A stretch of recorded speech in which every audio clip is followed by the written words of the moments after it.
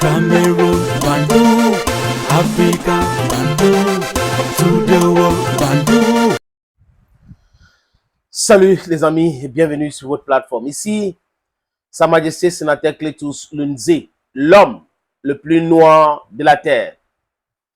En fait, j'imagine un scénario de démission de Paul Barthélémy Biya Bivondon. Oui, beaucoup de Camerounais seront contents. Je n'ai pas dit tous les Camerounais, je dis beaucoup de Camerounais seront contents d'attendre que Paul Biya a démissionné. Rappelez-vous en 82, les gens qui ont vécu à cette époque-là, qui étaient déjà majeurs, ne savaient pas, ne s'attendaient pas à la démission de Amadou Babatoura Ahidjo. Mais quand c'est tombé, certains ont regretté et d'autres ont jubilé. Oui, parce que pour eux, c'était bien d'avoir l'alternance. En 92, il y a eu les élections. Frunzi me l'a dit personnellement qu'il a gagné ces élections-là. Beaucoup de personnes étaient contents aussi pour cette alternance. Mais vous vous rappelez aussi de la sortie d'Abed Zonga, qui est militant de MS aujourd'hui. Il a dit que Frunzi a gagné ces élections et que au niveau de RDPC, lui et ses amis ont fraudé parce que c'était inconcevable d'avoir un anglophone comme moi devenir président au Cameroun. Mais un anglophone qui paye ses impôts, qui travaille pour réunir le Cameroun, c'est bien. Mais un anglophone président, c'était quelque chose de mauvais, même jusqu'à aujourd'hui. Donc, les amis, c'est pour cette raison qu'il y a certains sujets, quand j'entame cela, où parfois j'évite même de parler de ça. Parce que j'ai déjà souffert dans ma chair et je continue de souffrir. Beaucoup d'entre nous souffrent toujours comme ça. Et je comprends certains de mes frères, souvent amers sur certains sujets, sur certaines prises de position, c'est normal. Vous ne pouvez pas imaginer, vous êtes très loin de la réalité que les anglophones font face dans ce pays. Et ça me fait souvent rire quand je vois des gens qui essaient de comparer les souffrances. Non, ce n'est pas la même histoire, ce n'est pas la même souffrance. Et même si c'était la même chose, si vous ne vous plaignez pas, c'est votre problème. Ce n'est pas la faute aux anglophones.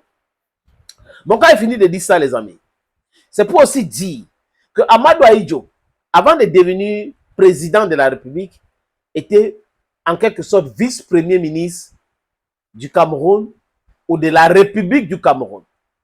Parce qu'il y avait la République du Cameroun et le Southern Cameroun. Pour bien parler de l'assimilation, qui est quelque chose de catastrophique. Les amis, Amadou Ahidjo a trahi M. Mbida, le premier ministre Mbida. Parce que Mbida ne voulait pas de ce genre d'indépendance. Mais Amadou Ahidjo a pris. Donc, en quelque sorte, il a trahi. Donc, c'est un traître.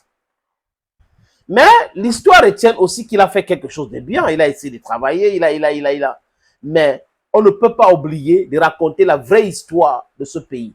Qu'il a été contre les héros de l'indépendance, ceux qui ont combattu l'impérialisme, qui voulaient l'indépendance totale et complète. Comme Oumniobert, comme Enes Rwandji, comme Félix Roland Moumié. Ahidjo est coupable. Il est coupable. Ahidjo nomme M. Paul Biya secrétaire général à la présidence en 68. Donc, M. Paul Biya, après l'école, est entré dans le gouvernement. Donc, il connaît que le gouvernement. Il ne fait que travailler comme à la présidence, primature et autres. Il devient donc secrétaire général. 2 ans après, il devient secrétaire général, ministre d'État. Il a passé 5 ans jusqu'à 75. C'est en 75 qu'on nomme Paul Biya premier ministre du Cameroun.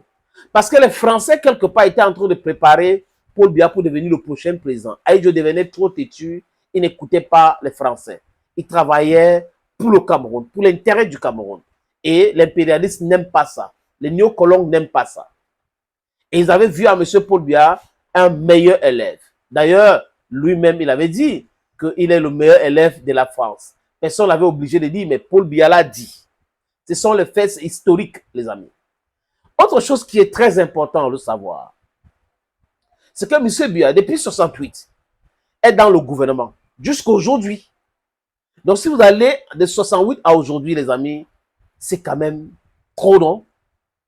82 jusqu'à aujourd'hui, c'est 43 ans. Donc, 68, c'est à peu près 68, 14 ans. 14 plus 63, c'est combien, les amis? C'est quand même terrible. On est en train de parler de ces 57, 58 ans. Qu'il est autour du pouvoir. Mais ça pèse, non? C'est lourd, non? Même si c'est la soif de quel pouvoir, mais c'est lourd, non? Et aujourd'hui, M. Biya a 92, 93 ans. S'il part aux élections, il aura, disons qu'il part pour 7 ans encore. Donc, un autre mandat. Il y aura les élections quand il y aura 100 ans. Les gens qui encouragent cela, est-ce que vous trouvez que c'est normal? Vous faites du mal au Cameroun, pourquoi et aux Camerounais? À 100 ans, tu ne peux pas être efficient. Ce n'est pas possible, c'est un être humain. Même à 92 ans, c'est fatigant. Donc, pourquoi des gens détestent le pays et en même temps prétendent être des patriotes? Ça, c'est détester son pays. Des gens qui n'ont rien préparé, qui savent qu'en dehors de M. Biya, Barthélemy Paul, Bivondor, ils ne sont rien. Et honnêtement, le RDPC panique. Ce parti panique. C'est un parti État. Ceux qui disent que oui, non, c'est un parti État. Le RDP, c'est comme CNU ou UNC. C'est un parti État. Et vous avez vu qu'avec Amadou Ahidjo, UNC est parti. Union Camerounais, UNC, I don't have the appellation, the exact meaning. Mais UNC est parti avec Ahidjo. Le RDPC va aussi partir avec Paul Biya. Parce que ça a été construit avec les moyens de l'État. Et c'est les fonctionnaires qu'on utilise pour faire tourner ce parti. Donc, ça veut dire quoi? Si quelqu'un d'autre arrive au pouvoir et crée un parti politique, ces mêmes fonctionnaires vont abandonner le RDPC pour suivre ce parti politique. Donc, il n'y a rien qu'on a construit pour dire qu'après Paul Biya, ça peut résister.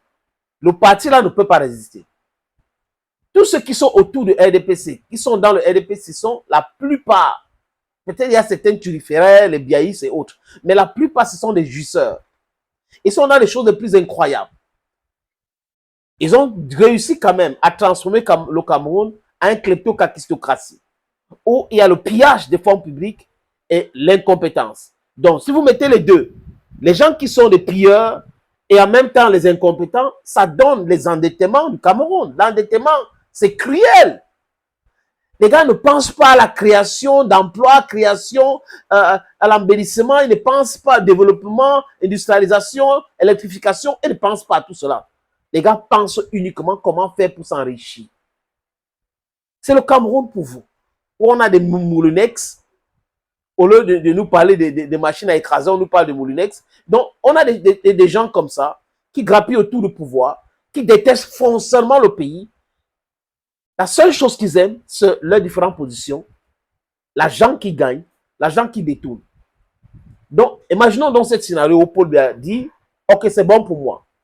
Je vais démissionner et je veux les élections transparentes. Les gens vont fuir au Cameroun, même avec le vélo. Vous allez voir. Thank you, friends, and bye-bye.